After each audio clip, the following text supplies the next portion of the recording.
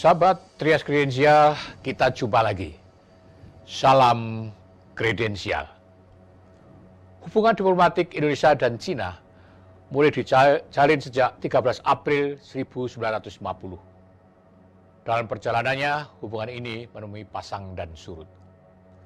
Bahkan dari tahun 1965 sampai 1987, hubungan diplomatik Indonesia-Cina sempat dibekukan dan memasuki era yang suram. Sepanjang kurun waktu tersebut, sesuai dengan perkembangan politik dalam negeri, diplomat Indonesia tidak diperbolehkan untuk berhubungan apapun dengan diplomat Cina. Kalau ada yang melanggar, bisa dikeluarkan dari diplomat luar negeri. Kini suasananya telah berubah drastis. Apalagi sejak era reformasi, ketika terjadi perubahan politik dan sosial yang fundamental di Indonesia. Cina yang dulu dianggap momok, kini menjadi mitra strategis dan komprehensif Indonesia. Ini berarti baik Jakarta maupun Beijing sama-sama mengakui bahwa hubungan mereka merupakan hubungan yang khusus dan bernilai strategis. Bisa dikatakan dalam 20 tahun terakhir, hubungan kedua negara berjalan stabil, terus meningkat, dan bahkan semakin matang. Kedua negara terus maju berkembang. Indonesia telah menjadi kekuatan regional power, dan kekuatan ekonomi nomor 16 terbesar di dunia, dengan kelas menengah terbesar di Asia Tenggara. Sementara itu, Cina juga berubah pesat menjadi raksasa ekonomi dunia, sekaligus menjadi kekuatan global secara militer, diplomatik, politik, bisnis, teknologi, dan lain sebagainya. Untuk memahami lebih jauh tentang hubungan antara Indonesia dan Cina, Trias Kredensial menghadirkan Duta Besar Indonesia untuk Cina dan Mongolia, Johari Oratmangun. Putra guru yang berdarah campuran, yakni Tanimbar dari pihak ayah dan Minahasa dari pihak ibu ini, pernah menjabat sebagai Duta Besar Indonesia untuk Rusia dan Belarusia antara tahun 2012 sampai 2016. Johari yang menempatkan pendidikan tingginya di Fakultas Ekonomi UGM ini pernah menempati pos diplomatik di PBB New York, Geneva, Swiss, dan Belanda. Selama itu ia banyak menangani masalah-masalah hak asasi manusia, lingkungan hidup, perdagangan, dan investasi, serta ekonomi global. Mari kita sama-sama menemui Duta Besar Indonesia untuk Cina, Johari Oratmangun. Pak Dubes, terima kasih sekali telah bergabung dengan Trias Kredensial. Saya mengurangi waktu ini hari Sabtunya ini. Oh senang dengan senang hati. Ya, kita lama sekali nggak jumpa. Komunikasi pun tidak ya. Paling iya, tapi kan tulisannya saya baca terus. Terima kasih ya. Terima sami-sami, sama-sama. Ya. Pak Dubes, ini lukisan ini yang satu ayam kate, yang sana ayam lagi bertarung. Ini siapa nih yang mengelukis siapa ini Pak Dubes? Yang di belakang tuh ada ibu sedang berdoa juga. Oh ya, ibu sedang berdoa itu. Ya. Ini siapa ini yang lukis Pak? Yang ayam yang pertama itu lukisan favorit saya yang dibuat oleh istri saya. Oh. Sekitar beberapa tahun lalu, istri sedang pameran di sini juga ada 32 lukisan di sini, ada 8 lukisan di Budapest dan lain-lain. Kemudian lukisan ibu berdoa itu dari salah satu pelukis Jogja yang pernah berpameran di sini. Lalu yang lukisan ayam berikutnya itu lukisan koleksi saya juga dari salah satu pelukis Indonesia. Pak Dubes suka ayam ya? Lukisan ayam ya? Karena sio saya sio ayam. Oh begitu, ya makanya ayam. Jadi suka ayam jantan khususnya. Ayam jantan, Ayam jago.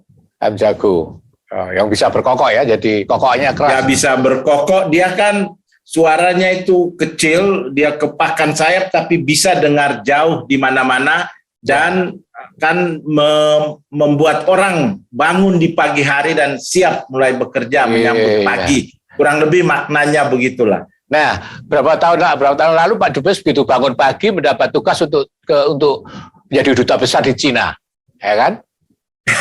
Betul. Apa reaksi pertama? Pikiran Pak Dubes apa ketika dapat tugas di Cina itu? Jadi pertama tentunya saya pada saat itu merasa berpikir saya mampu nggak, karena kan China ini negara yang besar, walaupun sebelum saya bertugas di sini sudah agak sering saya berkunjung ke China, baik dalam kapasitas saya sebagai diplomat maupun sebagai dirjen pada saat itu, tetapi tetap ini sesuatu yang baru buat saya, karena bidang kajian saya sebenarnya dalam dunia diplomasi itu somehow bukan China secara keseluruhan begitu.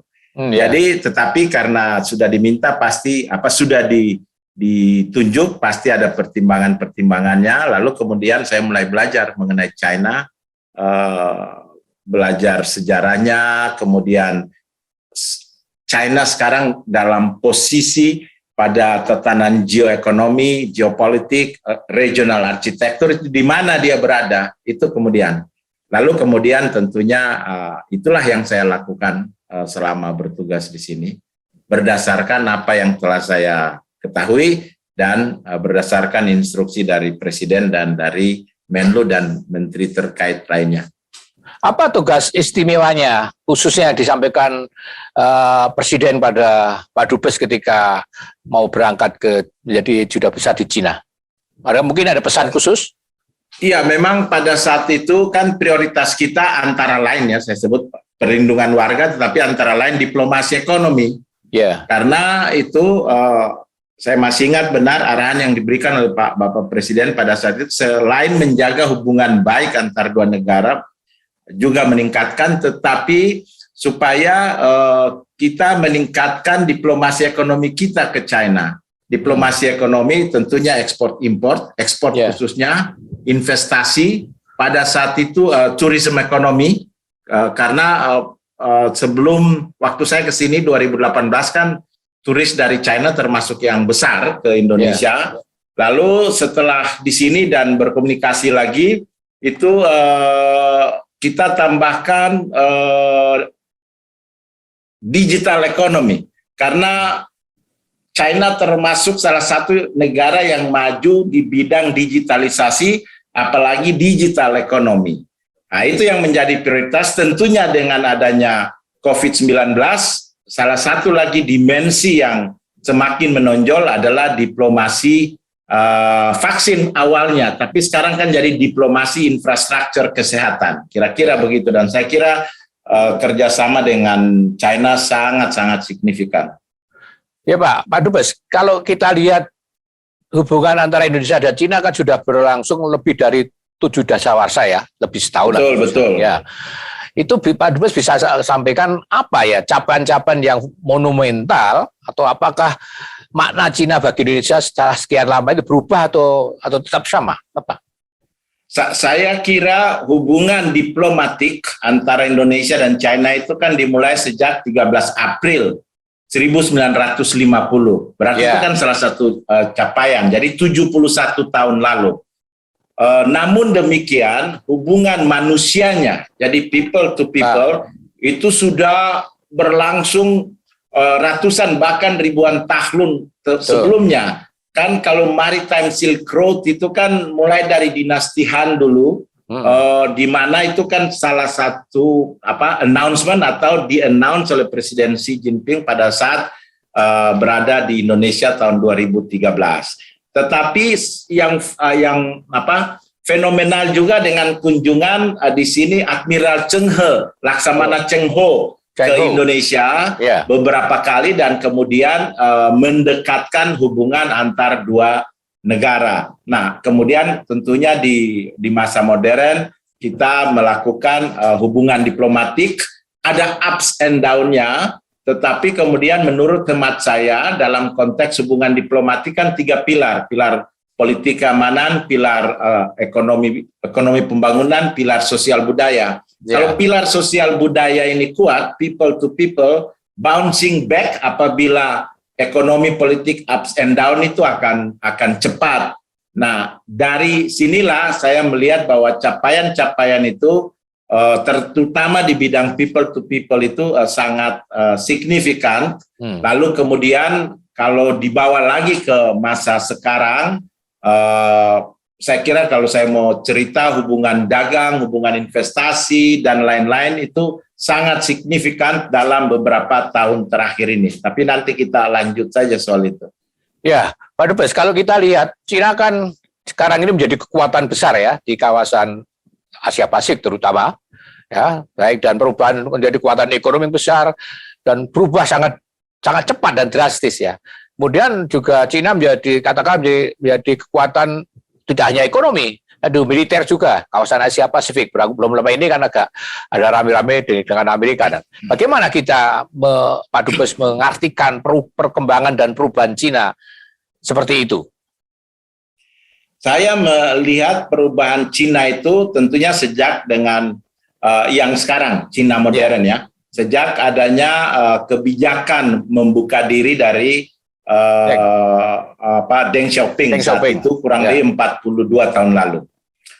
Tahun 78, jadi 42-43 tahun lalu. Nah, kalau bisa membagi ini setelah di sini, dan saya melihat bahwa kalau bisa membagi, itu mereka pada 20 tahun pertama itu konsentrasi pada pembangunan manusia, sumber daya manusianya, teknologinya dan lain-lain, berarti human resources development. Tetapi yang lebih utama itu nasionalisme, cinta kepada negara.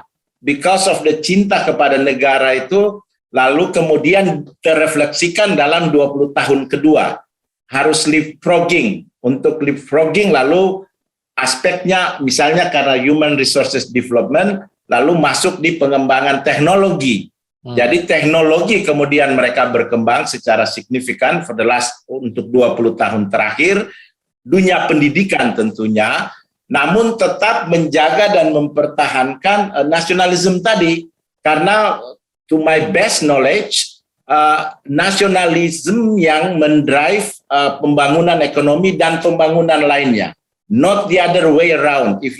Kalau bicara mengenai majunya negara-negara besar di dunia, itu kan didukung oleh semangat cinta tanah air yang luar biasa. Nah, itu yang kemudian membuat mereka melakukan kemajuan-kemajuan di bidang-bidang lainnya, teknologi, perdagangan, dan lain-lain. Itu kalau kita lihat sejarah bangsa-bangsa yang besar kan seperti itu. Nah, itu yang membuat mereka maju. Nah, tentunya dengan kemajuan ekonomi yang sudah dilakukan sejak 20 tahun terakhir, apalagi 10 tahun terakhir ini, mereka juga ingin berkembang di bidang-bidang lainnya sehingga bisa menjamin keberlangsungan pembangunan ekonomi mereka, dan itu sah-sah saja menurut saya. Karena itulah kita pun di Indonesia sebagai negara yang besar di kawasan, maka kita perlu melakukan hal-hal seperti itu juga. Dan saya kira aliansi strategis yang dibuat antara Indonesia dengan negara-negara besar di dunia yang dicanangkan oleh bapak-bapak bangsa kita, termasuk China, saya kira dalam konteks itu. Sebelum saya bertanya tentang aliansi strategis, saya ingin tahu ya, meskipun sistem politik kita berbeda, saya ingin tahu bagaimana Cina itu mendorong, menumbuhkan cinta tanah air warganya pada negara. Ya, mungkin ada hal yang bisa kita ambil meskipun sistem politik kita berbeda. Saya kira memang sistem politik kita berbeda, tapi pada dasarnya we are all human being kan. Ya. Jadi mereka melakukan pendekatan-pendekatan itu sejak dini. Misalnya sejak di usia sekolah dasar, mulai dari TK dan lain-lain, lagu-lagu kebangsaan, lagu-lagu cinta tanah air. Mereka sering saya jalan, saya di sini sudah ke lebih dari 40 kota, bukan hanya kota, termasuk ke desa-desa. Bagaimana menyaksikan anak-anak sekolah juga itu dibawa ke museum-museum mereka untuk mengenal tokoh-tokoh sejarah mereka, capaian-capaian dari pembangunan mereka, dan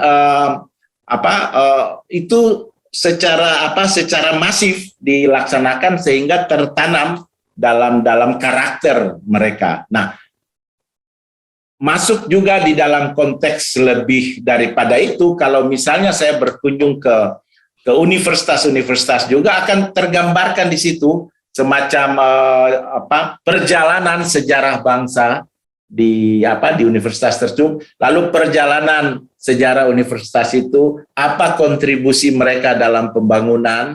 Jadi semangat itu tumbuh secara luar biasa, dan kita bisa rasakan semangat nasionalisme.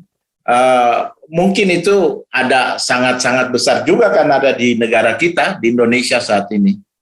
Sebenarnya bisa juga ya kita lakukan semacam itu ya Pak ya, meskipun tadi saya katakan sistem politiknya beda. Memperkenalkan siswa-siswa dari SD pada museum-museum gitu loh. Kan orang selalu menganggap museum itu tentang barang-barang yang sudah masa lalu, kurang menarik kan. Tapi bagaimana membuka? Betul di sini kalau ke museum itu saya terkesan dengan kunjungan anak-anak sekolah itu diajak oleh guru-gurunya ke museum. Mengenalkan kepada mereka sejarah perjalanan bangsa mereka mulai dari zaman kekaisaran sampai saat ini, lalu kemudian tentunya apa capaian-capaian mereka di setelah politik keterbukaan, dan lainnya juga kebijakan pemerintah itu dijelaskan secara gampang juga sehingga mereka mengerti juga. Dan bukan hanya itu, saya kira di media, baik media elektronik maupun media cetak pun punya peran juga dalam meningkatkan kalau menurut saya itu rasa cinta kan bangsa. Because kalau you cinta sama bangsa dan ingin berkontribusi untuk membangun bangsa, kalau you cinta kepada seseorang kan you ingin berkontribusi supaya dia menjadi baik, menjadi bagus, dan seterusnya. Kurang lebih seperti itu. Ya, sekarang saya mau tanya ya, dulu kan kita pernah pada suatu masa hubungan Indonesia dan Cina itu kan sempat beku ya, 65 sampai tahun 87 kalau saya ada persoalan di situ. Dan selalu katakan bahwa Cina adalah momok, dianggap kita momok pada waktu itu. Tapi kemudian kan ada perubahan di Indonesia dan perubahan di sana. Kemudian terjalin hubungan lagi. Nah, bahkan kemudian Cina dijadikan sebagai mitra strategis dan komprehensif. Ya, saya ingin tahu apa sih maksudnya kalau mitra strategis dan komprehensif itu, Pak? Sebenarnya apa? Kan tatanan regional, tatanan global juga berubah. Tetapi pada dasarnya kalau saya melihat pada saat negara ini mulai dibentuk dan digariskan oleh Bapak bangsa kita suatu kebijakan atau politik luar negeri yang bebas aktif. Dengan demikian kita dudukan Indonesia dalam kedudukan seperti itu. Nah, dalam konteks kekinian, kalau saya melihat hubungan kita dengan Cina, itu memang kita saling membutuhkan juga. Karena tadi sudah saya sebutkan bahwa strategic comprehensive partnership itu 3 pilar. Pilar politik keamanan, ekonomi, sosial budaya. Nah, sosial budaya. Nah, kalau dilihat dari prioritas diplomasi kita saat ini, tentunya NKRI itu harga mati. Itu masuk dalam pilar pertama dan lain-lain. Tetapi pilar pertama, tetapi yang kedua adalah juga kita ingin maju, ingin meningkatkan ekonomi kita. Nah, waktu kami mulai bertugas diberikan arahan bahwa tingkat pertumbuhan ekonomi kita pada saat itu 5,2%. Prime mover dari tingkat pertumbuhan ekonomi adalah perdagangan, investasi, tourism ekonomi karena kontribusinya kepada ekonomi kita pada saat itu, dan digital ekonomi. Dari 3 ini kan yang cukup menonjol di dunia saat ini ya China, and they are our neighbor kan. Karena itulah salah satu pertimbangan adalah kerjasama di bidang ekonomi. Dan yang ketiga sudah saya jelaskan tadi, exchange of a people-to-people exchange, khususnya di bidang pendidikan, kita bisa banyak belajar juga dari China, China juga bisa belajar dari kita, ini juga kita tingkatkan. Nah, melihat lalu kontribusi China kemudian dalam regional arsitektur, dia menjadi mitra, salah satu mitra ASEAN. Dia juga adalah sekarang baru kita merayakan 30 tahun ASEAN dan China, kita elevate lagi hubungan antara ASEAN dan China menjadi comprehensive strategic partner. Nah, kalau itu dilihat semua, saya kira dalam konteks itulah melihat hubungan Indonesia dan China saat ini. Ya, Pak Dubes, hubungan perdagangan dan investasi Indonesia-China kan terus makin lama kan makin berkembang dan tinggi ya. Tapi kadang-kadang kan di Indonesia sering terjadi reaksi-reaksi, misalnya soal tenaga kerja Cina yang masuk Indonesia dan lain sebagainya. Apakah kondisi seperti itu, atau maksud saya bagaimana Cina melihat itu, kondisi seperti itu di Indonesia, reaksi seperti itu? Hubungan antar negara, if I could simplify ya, simplifikasi, itu hubungan antara kita dan tetangga saja. Bukan berarti semua oke-oke saja. Misalnya kalau saya dengan tetangga saya pagi-pagi sudah mau buru-buru ke kantor begitu, lalu kemudian di depan pintu masuk saya ada mobil tetangga atau tamu tetangga yang parkir 5 cm saja di depan pintu keluar saya, kan rasanya pingin kita begitu kan, ingin marahin begitu kan. Tapi kemudian kan bukan kita marahin atau kita gebukin, kita beritahu Pak RT tolong dong bilang tetangga kalau ada tamu diaturlah supaya jangan parkir depan rumah saya dan lain-lain. That's the simplification of the regional relation, hubungan kita dengan tetangga dan lain-lain. Jadi hubungan kita dengan China pun ada banyak faktor yang bisa memicu hal-hal yang mungkin tidak mengenakan. Tetapi dengan berdialog untuk menyelesaikan permasalahan yang mungkin timbul, that's the beauty of hubungan antar negara. Jadi disitulah, nah dalam konteks kita misalnya dengan China, tahun lalu ini data dari Custom Union, hubungan perdagangan kita dengan China itu sudah 78 miliar, volume perdagangan, 78,5 miliar US dollar. Januari sampai September ini, saya sudah terima angkanya, sudah 85,3 miliar US dollar. Ini kalau tren ini seperti ini terus, by the end of this year, volume perdagangan antar dua negara itu sudah mencapai 100 miliar US dollar. Ini luar biasa. Ini luar biasa bahwa dalam situasi yang COVID seperti ini pun,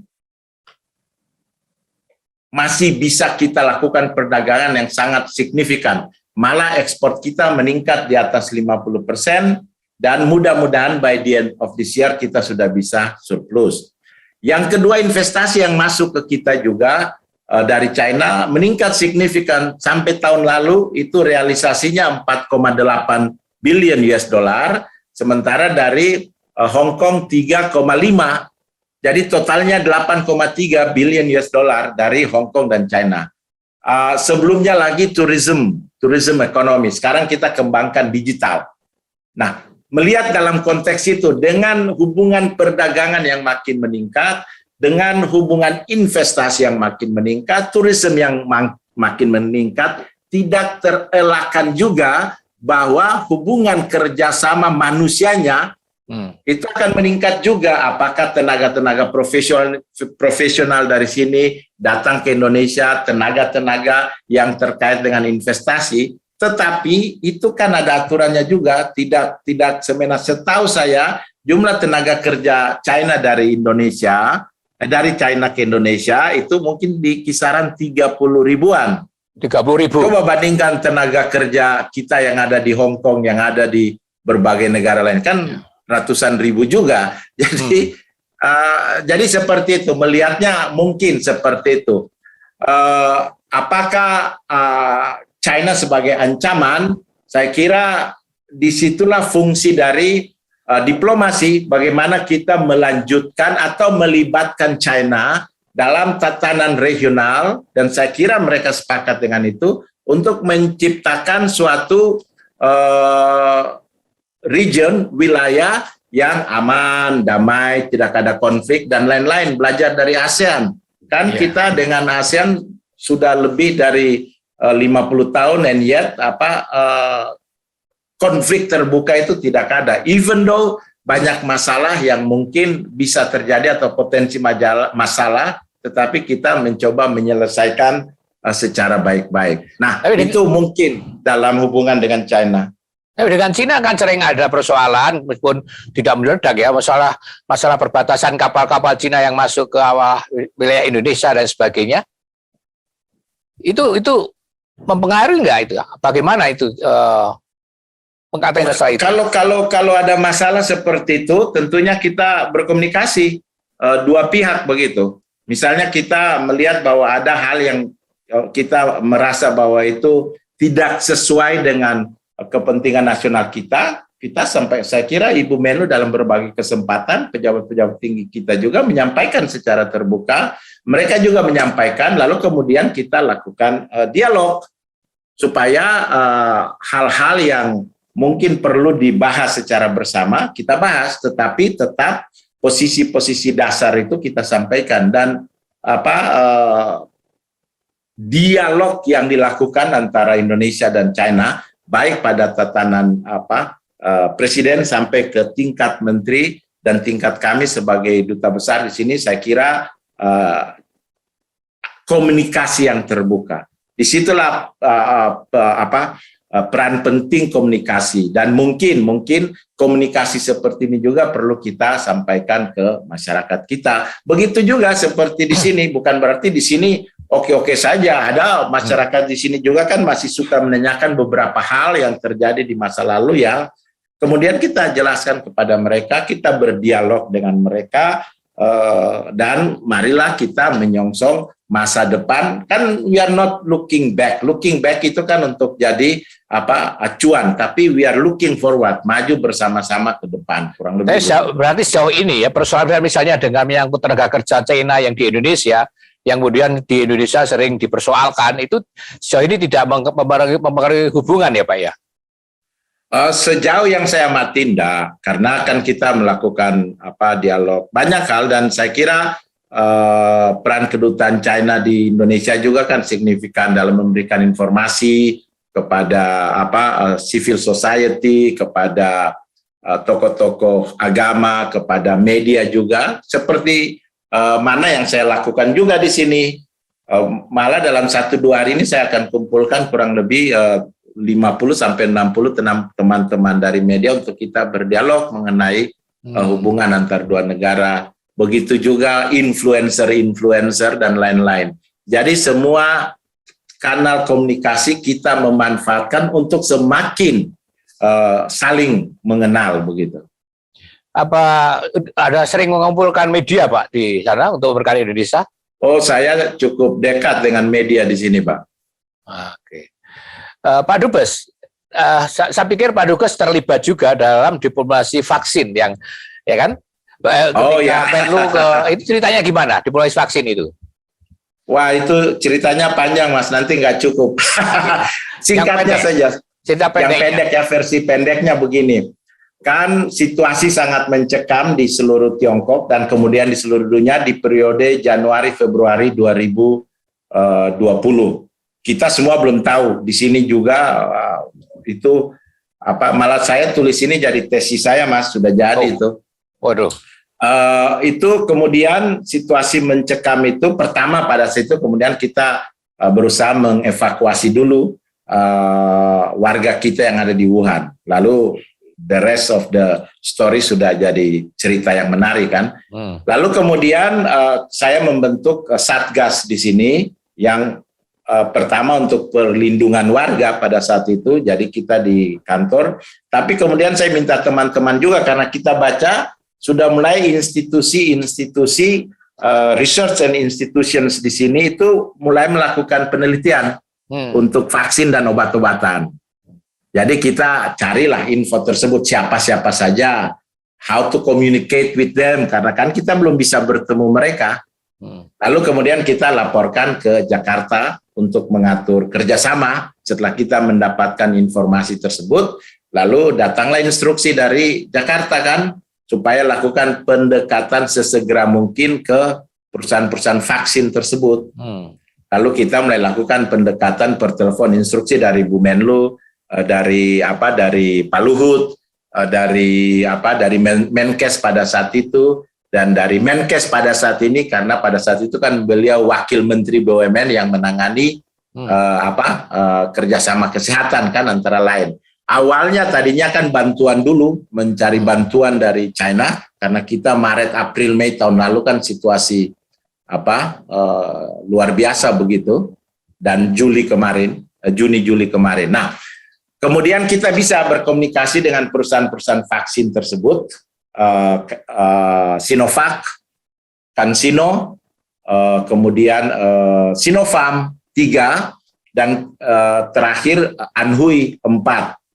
Lalu kemudian Jakarta kita memfasilitasi komunikasi juga dengan pihak Jakarta Bio-Farma dalam hal ini yang mau menjalin kerjasama. Udah bla bla bla bla bla, terjalinlah pembicaraan, lalu akhirnya setelah bisa dibuka lagi untuk berkunjung, saya termasuk saya adalah duta besar pertama di sini yang mengunjungi perusahaan vaksin di sini. Yang bisa menerima pertama kali pada saat itu adalah Sinovac di bulan Mei 2020, setelah itu Sinopharm di bulan Juli 2020, CanSino kita komunikasi, saya sudah berkunjung ke pabrik mereka yang baru, Anhui April tahun lalu, Anhui yang sudah selesai fase ketiga juga di Indonesia.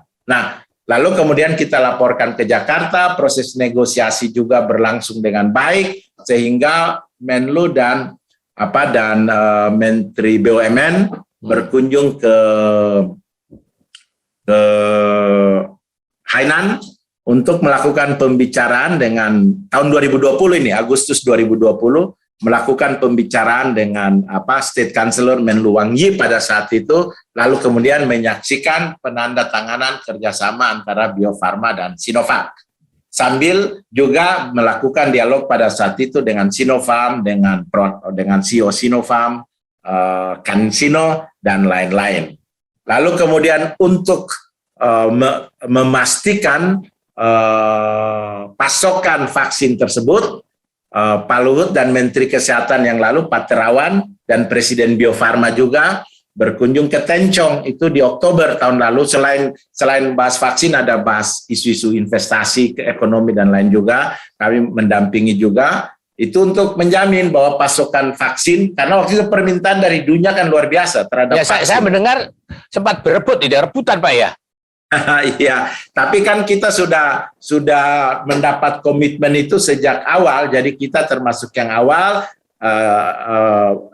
mendapatkan komitmen tersebut. Kemudian Pak Luhut datang dan Pak Terawan dan Presiden Sino Bio-Farma lalu menjamin pasokan, lalu masuklah 1 juta pertama vaksin jadi ke Indonesia di awal Desember. Dan 1 juta di akhir Desember, lalu mulailah suntikan vaksin pertama oleh Bapak Presiden, dan kemudian the rest is in history, sampai sudah berlangsung sekarang, sudah lebih dari 200-an juta pasokan vaksin dari China yang masuk ke Indonesia, dan sekarang kita merintis kerjasama yang lain-lain juga, yang tadi kami sebut sebagai infrastruktur kesehatan. Saya baru berkunjung ke perusahaan yang membuat obat COVID-19.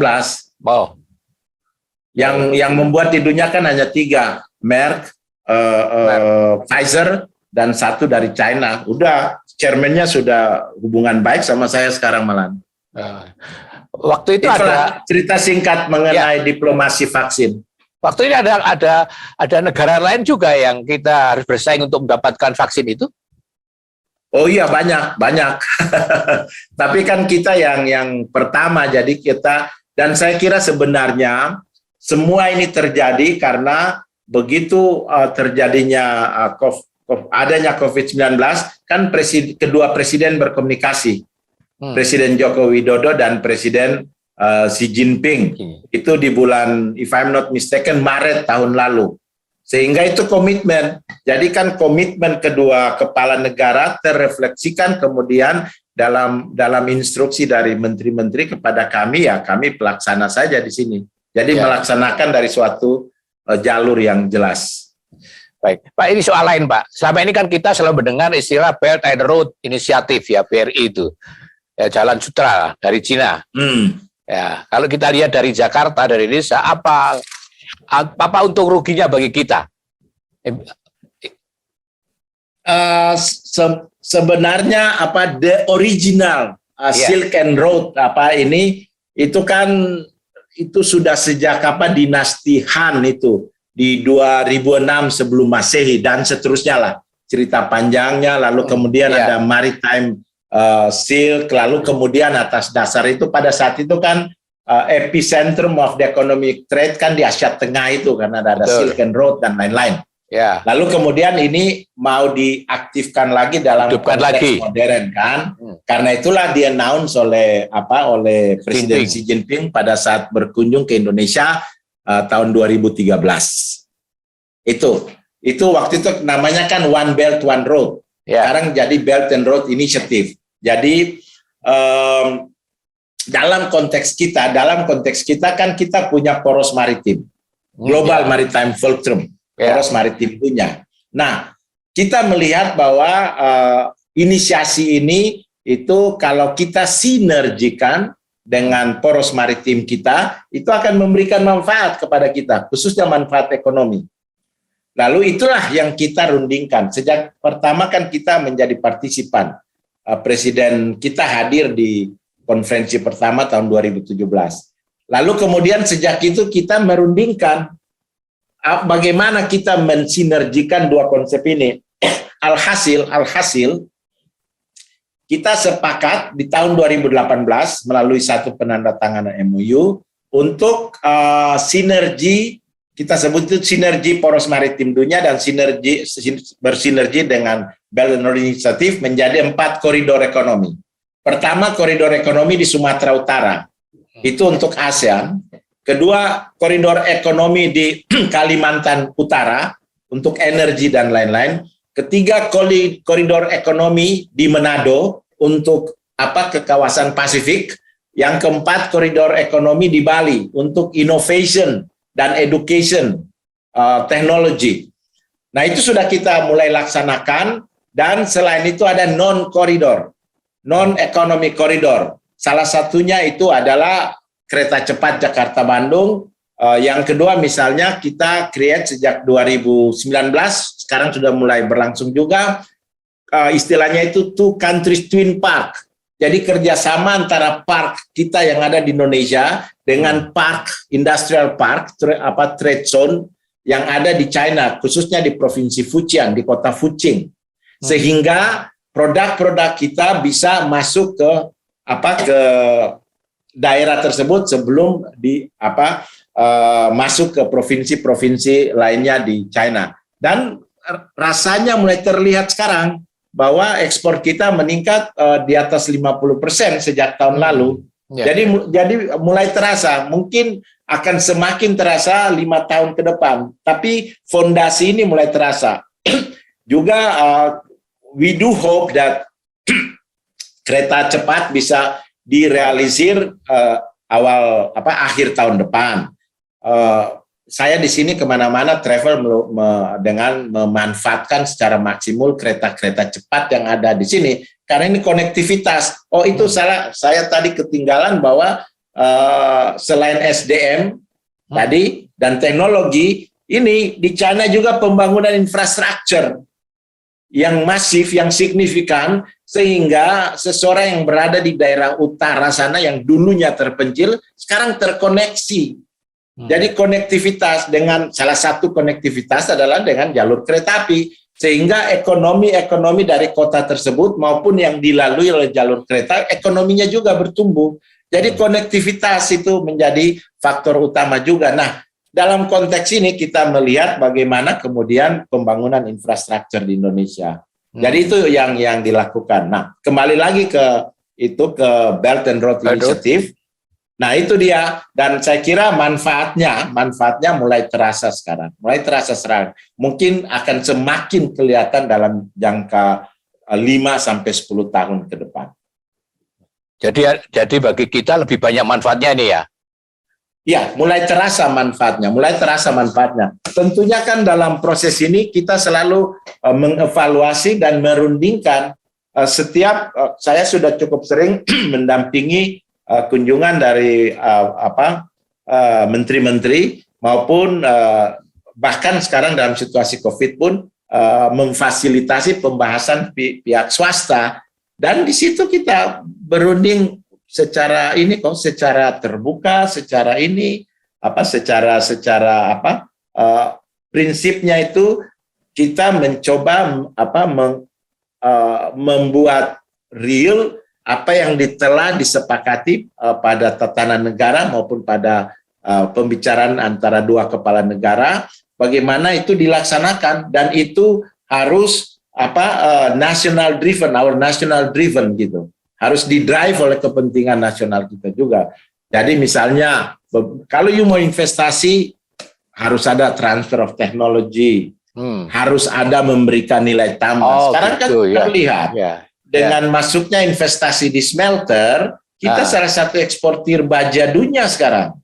Kan dan kalau kita ekspor nikel, kita kan ekspor bahan setengah jadi atau bahan jadi. Jadi kalau investasi harus transfer teknologi, itu salah syaratnya misalnya. Ya, ada itu persyaratan yang kita rundingkan, transfer of technology. Dan itu bisa berjalan. Bisa, so far berjalan. Okay. Sekarang kan kita kembangkan kan sekarang yang tadi pagi misalnya itu untuk pendidikan vocational. Vocational. Jadi kan sekarang kan kita mengembangkan pendidikan vocational juga di berbagai daerah, termasuk di daerah di mana ada investasi Tiongkok, sehingga bisa mereka memahami dan ahli teknologi. Sekarang banyak lulusan kita dari China yang bekerja juga di industri tersebut. Saya termasuk yang sering menerima, Pak, could you please facilitate communication dengan lulusan-lulusan dari sini untuk bekerja di perusahaan mereka, apakah itu perusahaan teknologi, apakah itu smelter, apakah itu startup, Huawei, dan lain-lain. Jadi permintaannya tinggi. Nah, ini kan proses alih teknologi juga. Oke. Tadi disampaikan di awal mula tadi sudah ada 16.000 yang studi di... Ya, 16.000. Studi di Cina ya? Studi di Cina. Dan menurut hemat saya, mereka ini akan menjadi, saya belajar dari teman menggunakan istilah mereka menjadi jembatan kata-kata. Saya expand jembatan hubungan dua negara karena they understand the language, mereka mengerti bahasa, bisa berbahasa, mereka mengetahui budaya, lalu mereka bisa menjadi jembatan hubungan antar dua negara. Dan kayaknya akan lebih meningkat lagi, Pak. Bapak melihat. Oh ya, ada tren. Mudah-mudahan bisa segera situasi penanganan COVID bisa berlalu sehingga bisa segera dilakukan kuliah offline, karena offline selalu jauh lebih baik dari online khususnya untuk ilmu murni yang harus ada praktek dan lain-lain. Pak Dubes, setelah menjadi Dubes sejak tahun 2018 ya, untuk Cina kan 2018. Juni 2018. Nah, sampai sekarang tuh, mungkin saya ingin bertanya, apa makna China bagi Indonesia? Makna China bagi Indonesia adalah China bisa menjadi partner kita untuk sama-sama berpartisipasi dalam tatanan regional maupun tatanan global. That's number one. Number two, makna China buat kita, China juga bisa berkontribusi dalam pembangunan ekonomi Indonesia ke depan. Ya, saya ingin tanya ini setelah kita bicara soal ekonomi, politik dan sebagainya. Kenapa dulu pengen menjadi duta besar, Pak? Jadi diplomat, kenapa ini? Gimana ini? Itu ceritanya panjang, Mas. Ya, gimana?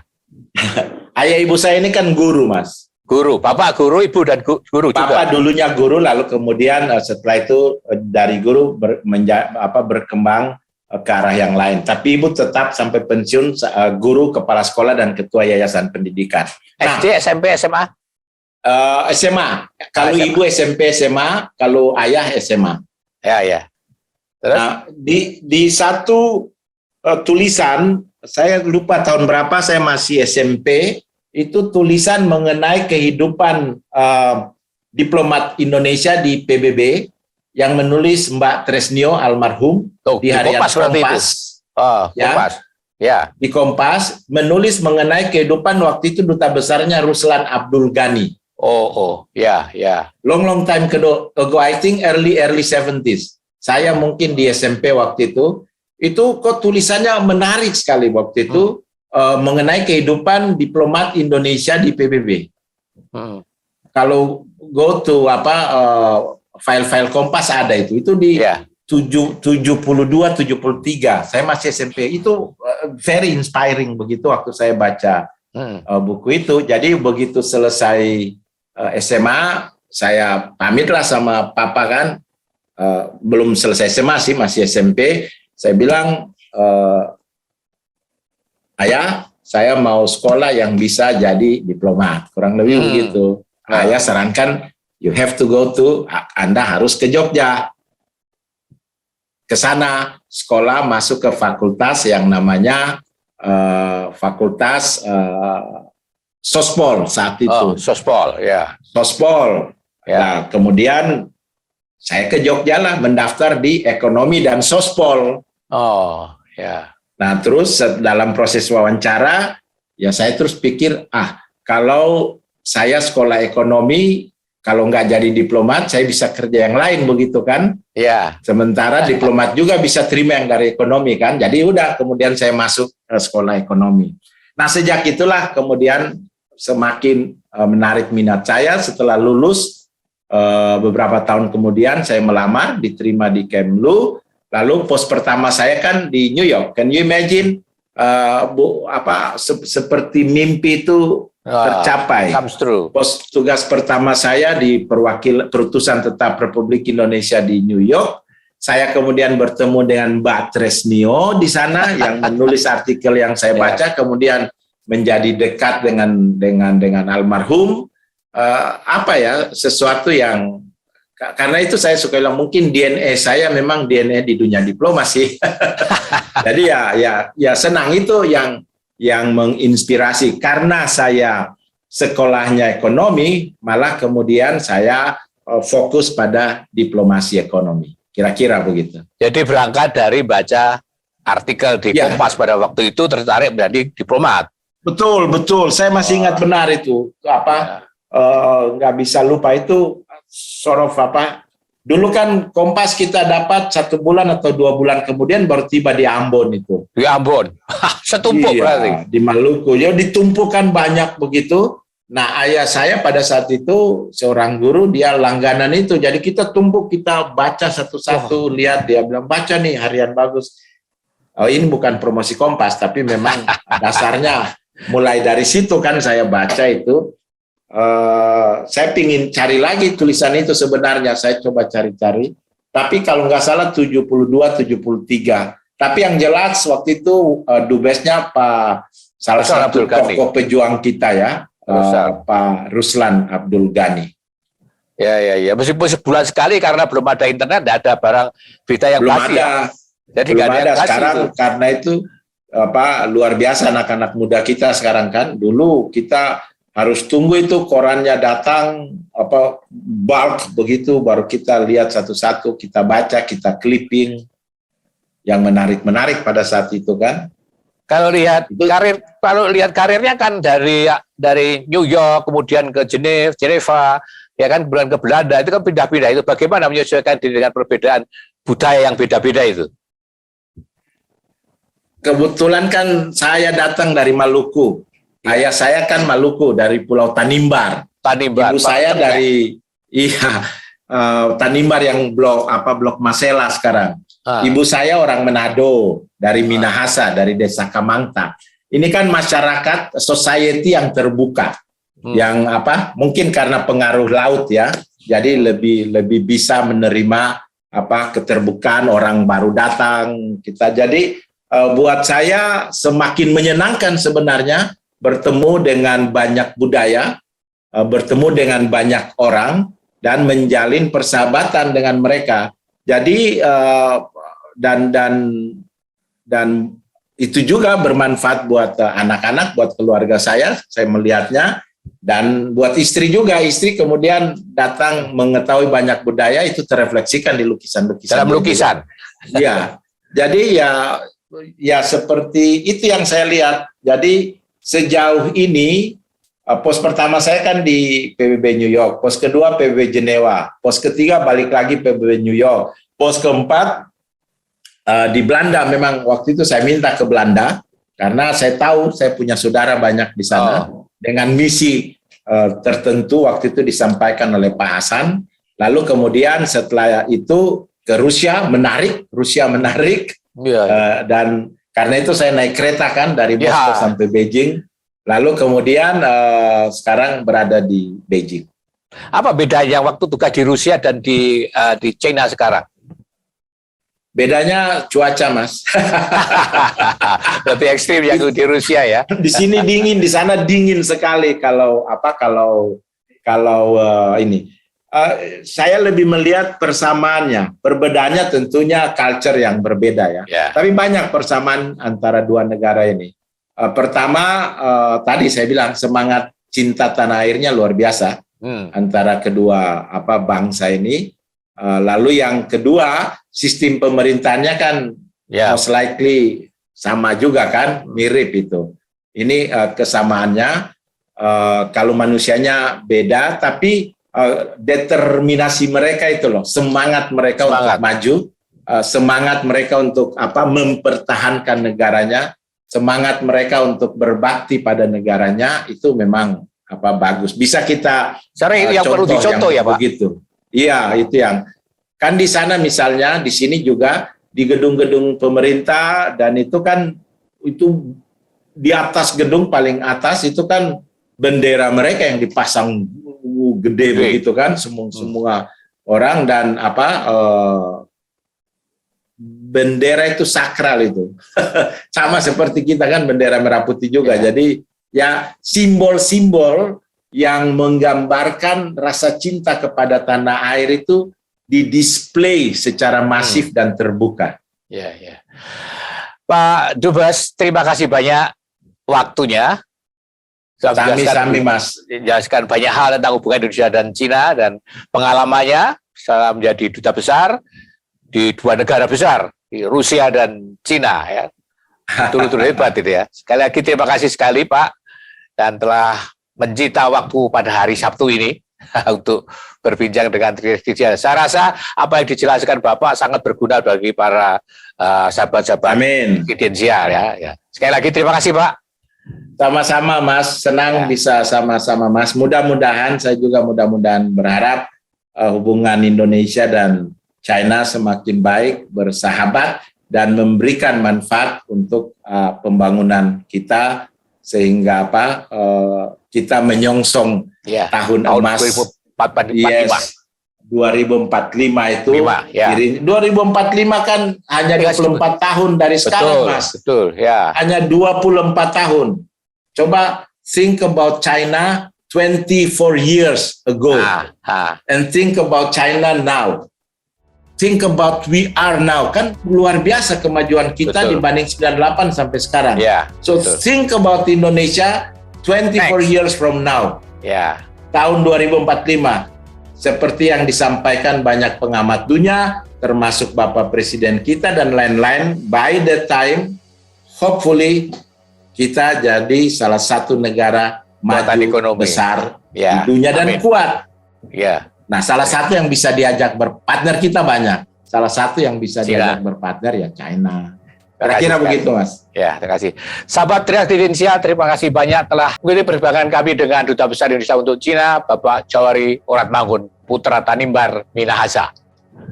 Semoga perjalanan kami kali ini bermanfaat bagi para sahabat dan semoga mencerahkan. Terima kasih banyak. Salam Tridensial dan tetap Tridensial. Monggo. Ya, siap Pak. Terima kasih banyak. Sama-sama. Ya. Makasih Mas.